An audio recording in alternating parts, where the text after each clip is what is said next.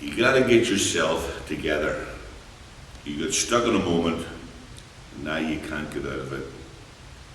Don't say that later will be better. Now you're stuck in a moment, and you can't get out. That was words from a song by U2, Bono, U2. I've told you before about the Burning Man in the Nevada desert. How multitudes of people gather each year, committed, horrible conditions, but committed to something. They travel for miles, the burning heat, the environment. They celebrate spirituality, art, and other things. The last 5 or 6 years has been extremely successful. Hundreds of thousands of people attend. They have signs all over the place. You're accepted here. Acceptance is one of the big words. Community is another big word that they use. And they even say that you can experience redemption and atonement. I don't know if that's true or not. But I think we as Christians, and me in particular, we're tempted to condemn things like this. They have pagan elements. They burn men, this, that, the other. And they have confessional cards that they burn on Burning Man the last day. The point I'm making is there's a world of people out there who are searching for something. They want to feel like they belong. You're not the weirdest kid in the classroom. Because you're overweight, you're not the ugliest person around. And I think we in the church need to build a community. And we need to understand there are so many people looking to us for acceptance. Now, I'm not talking about accepting one's sins. I'm talking about accepting individuals. Our society has been fractured. Economic repression, globalization, racial problems, fear. People are afraid of going to their homes at night. Old people are afraid to go to the grocery store in case they get mugged. Violence. Living in today's world is not for the faint-hearted. It involves venturing into the desert and surviving. With all the comfort stripped away, we have a choice. We're trying to discover who we are.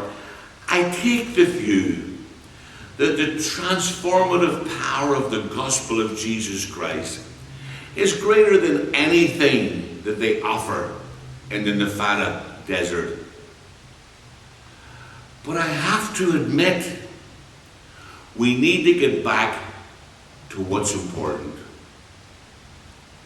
I have to admit, we need to regain our mission, the purpose. And until we become a missionary movement, people are not interested in what we say.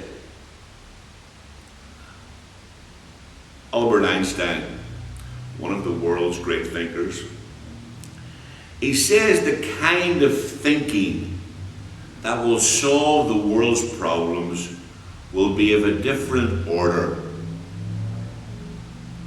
than the kind of thinking that created the problems in the first place.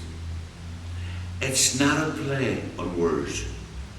This was his defining mission. And the problem in the church today, we're still trying to solve the problems. Listen, we need to be reaching out. People are hurting. People are tired. People are weary. People are lonely. People are sad. People are disenfranchised. The book of Matthew chapter 8. Jesus heals the leper. Then he goes on to heal a Gentile. In verse 14, he goes to Peter's house.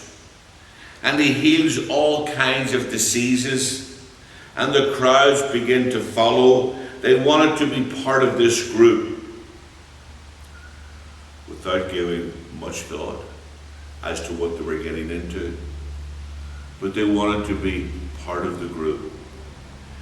And Jesus Christ informs everyone, in essence. He said, I am homeless. You still want to follow me? You still want to join the group? Can anyone handle this kind of life?